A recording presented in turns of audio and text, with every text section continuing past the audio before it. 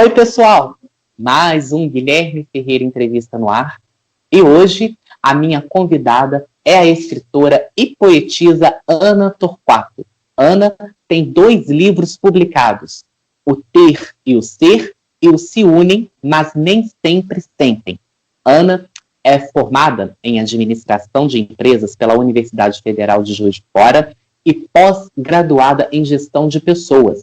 Atualmente, ela cursa a 2ª graduação em Filosofia, também na Universidade Federal de Juiz de Fora.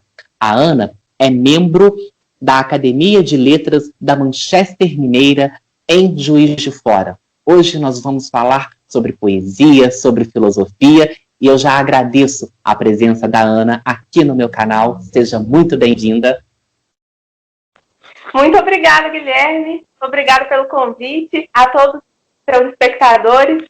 É uma satisfação enorme estar participando do seu canal. Imagina, eu quem agradeço a sua presença, Ana.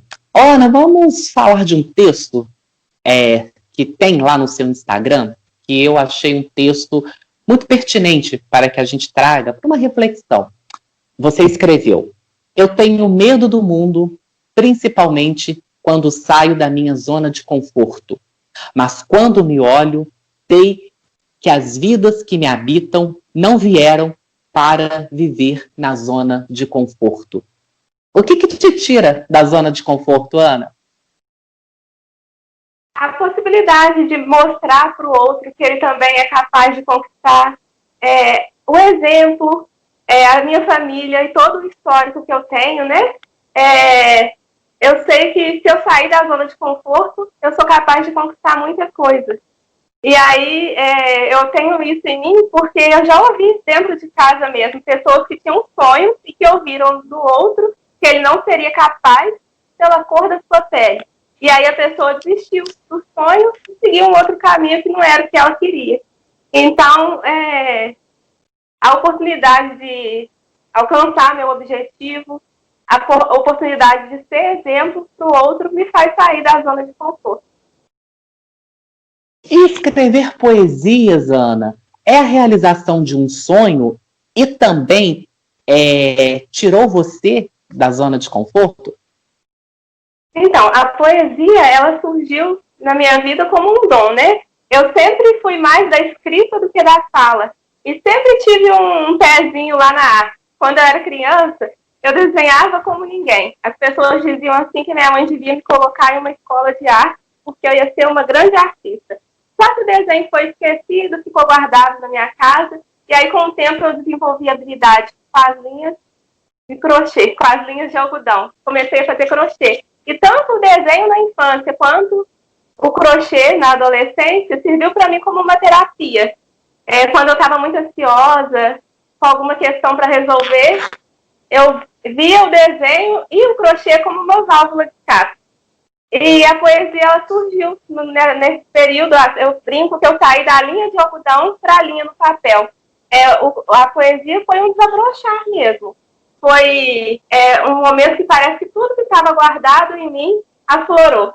Parece que passou um filme pela minha cabeça e as poesias começaram a surgir.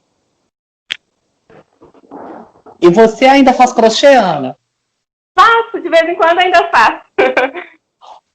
Ana, o ter e o ser, que dá título ao seu livro, quando você traça um paralelo da sua vida, você consegue ver o que a Ana Paula teve ou tem e o que a Ana Paula Torquato é? Sim, consigo sim. Existe uma Ana antes da poesia e uma Ana depois da poesia. E esse primeiro poema, inclusive, foi o primeiro poema que eu escrevi na minha vida, hein? O Ser e o Ser. Ele foi, sim, uma fase de reflexão, uma fase de oportunidade, uma fase para eu entender que é importante, sim, ter e ser, mas olhar também esse equilíbrio, né? Entre o ter e o ser. A gente não é só ter e nem só ser. A gente tem que tentar encontrar esse equilíbrio. E como que você encontrou o seu equilíbrio? eu estava passando eu tinha acabado de me formar em administração, e parece que todo aquele processo, enquanto está fazendo a graduação, você está ali aprisionado. Era uma faculdade voltada para o empresarial. Coincidentemente, eu estava trabalhando numa empresa que exigia muito e era muito voltada para essa questão do ter. Ter. E aí era um serviço bem burocrático, vamos dizer assim, que não se prezava tanto o trabalhador. E aí, um belo dia, eu sentada, revoltada com tudo, me veio a poesia.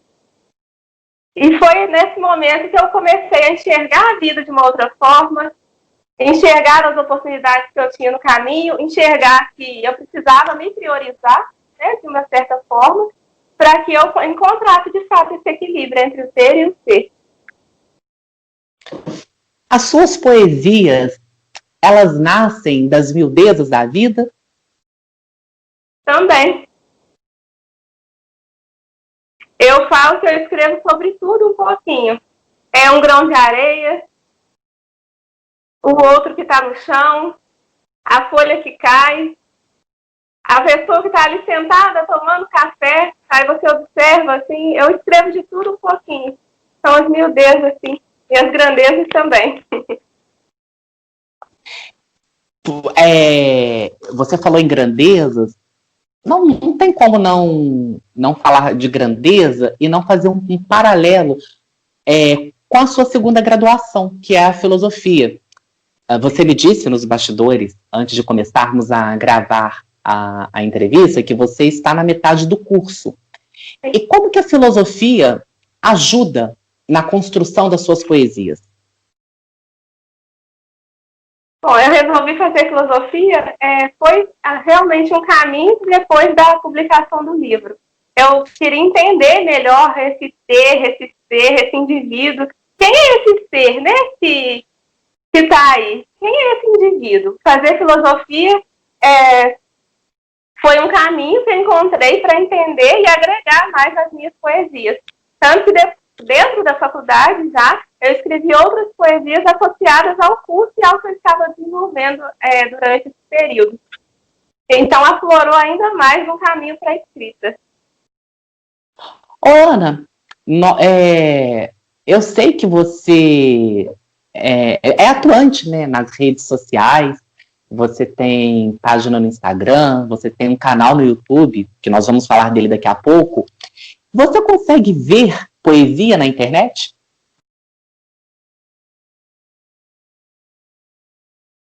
Consigo, através até das fotografias. As pessoas hoje parecem que estão ainda mais conectadas, né? E com a pandemia, aflorou ainda mais a questão da poesia na internet. Não só a poesia escrita, mas todas as formas de arte. A fotografia, a fala mesmo, através de entrevistas, é uma forma de poesia. E a poesia é uma arte que você vê com o coração? Você enxerga dessa maneira? Sim, eu acredito que para a pessoa ver a poesia, ela precisa ver com o coração. Quem não consegue ver com o coração, não consegue apreciar uma poesia, uma arte em si. E a poesia,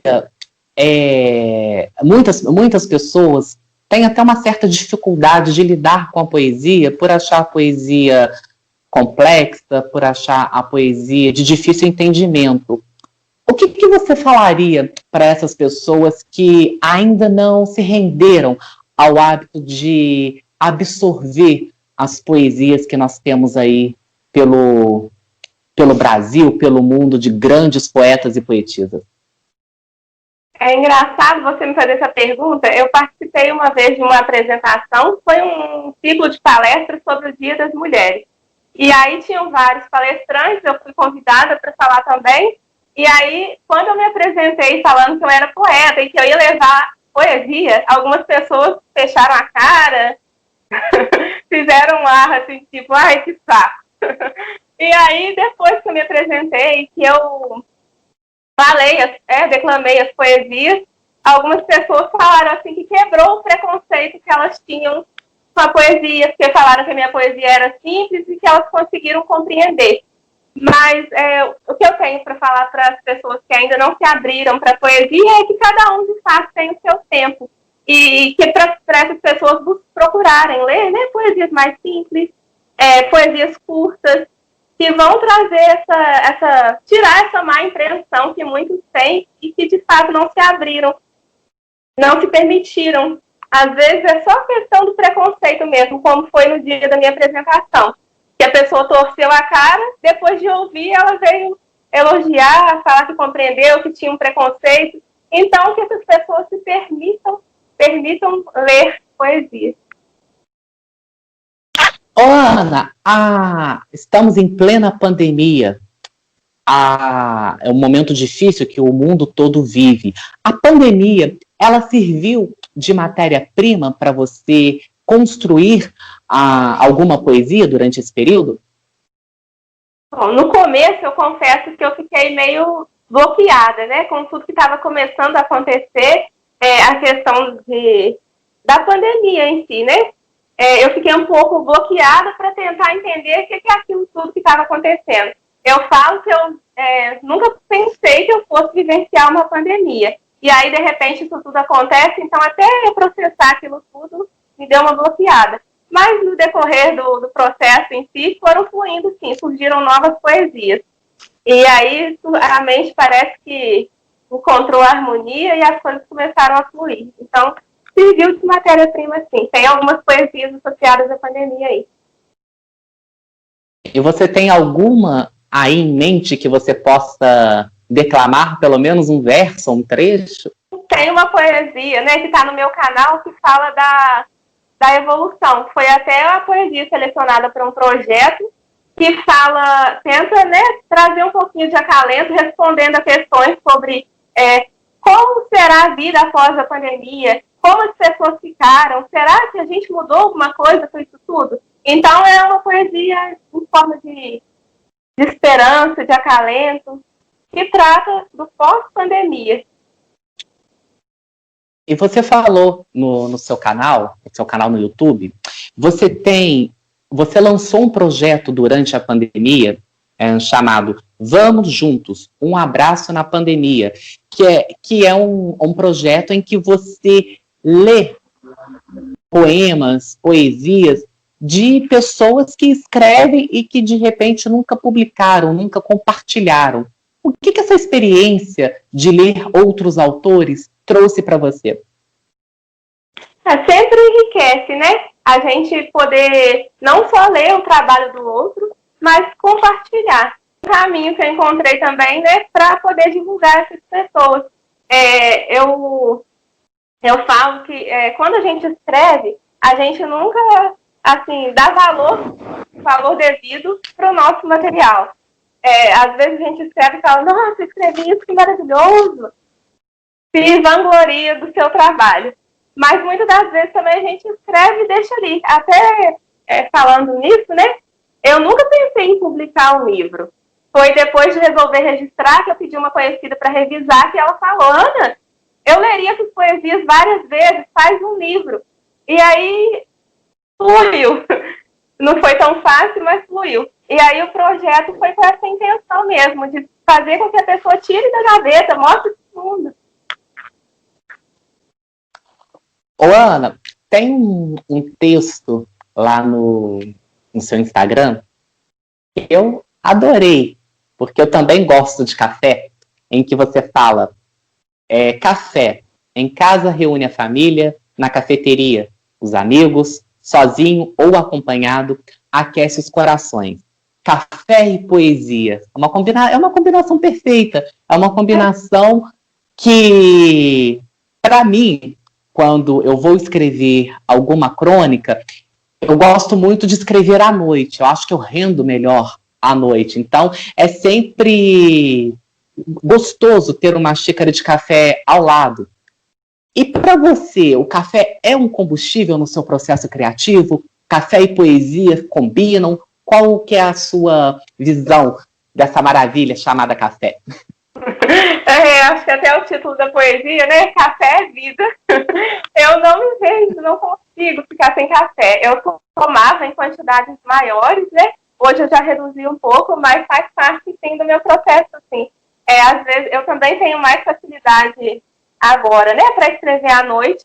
E o café é, sim, um combustível. Às vezes você tá ali querendo continuar, querendo escrever, até mesmo no estudo em si, a xicrinha de café tá lá do ladinho. Café é um companheiro de vida. Ana, me fala uma coisa, para a gente encerrar essa entrevista. Eu te perguntei como nascem as suas poesias, das miudezas, das grandezas da vida. No meu caso, que escrevo crônicas, às vezes uma conversa, uma manchete de jornal, um ambiente, uma viagem, uma festa, pode surgir a ideia de uma crônica. A poesia, quando você consegue perceber que ali, que em determinada situação, possa brotar, possa surgir um texto, como que é essa percepção para você? Então, é de um período de observação. Às vezes eu observo uma cena, observo uma paisagem, uma folhinha, e eu sei, eu tenho ideia que aquilo vai virar poesia.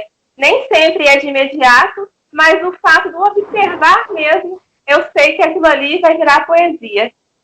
Tem uma poesia que eu escrevi, uma viagem que eu fiz ano passado, que eu estava de frente para o mar, assim, e aí observando aquele, né? O mar em si já é uma fonte de inspiração. Mas aí eu sentada ali de frente para o mar, observando a onda, depois me veio uma poesia até bem profunda, comparando o meu em si, com as profundezas do mar, e o vinho da onda. Então é da observação. E você é daquela escritora que tem uma ideia, anota no bloquinho de notas do celular, pega um pedaço de papel e uma caneta, vai fazendo um rascunho, ou guarda para você, como que funciona isso?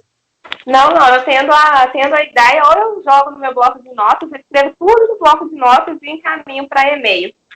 Se não tiver o bloco de notas, é o que tiver ali em mão. Um lápis, uma folhinha de papel, um pedacinho de guardanapo. O que tiver mais próximo eu anoto, porque pode ser que depois eu não me lembre. O que não pode é perder a ideia, não é, Ana? Não pode, não. Não pode deixar passar, não. Ana, eu quero muito agradecer a sua presença aqui no meu canal, a sua gentileza de parar seus afazeres aí na sua casa para falar comigo por esses minutos. Muito obrigado. Guilherme, eu que te agradeço mais uma vez pelo convite, por esse projeto no seu canal. Muito obrigada. E, por favor, deixe os endereços da sua página no Instagram e do seu canal no YouTube. No Instagram, né, é Ana Torquato, e tem uma página de poesia Poeta em Si. No YouTube vai estar como Ana Paula Torquato. Excelente. Excelente.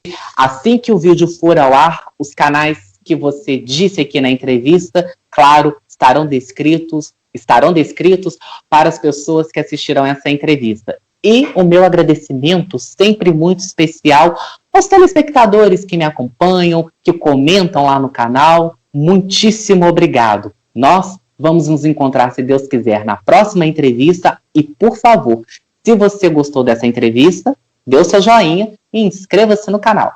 Um abraço e até lá.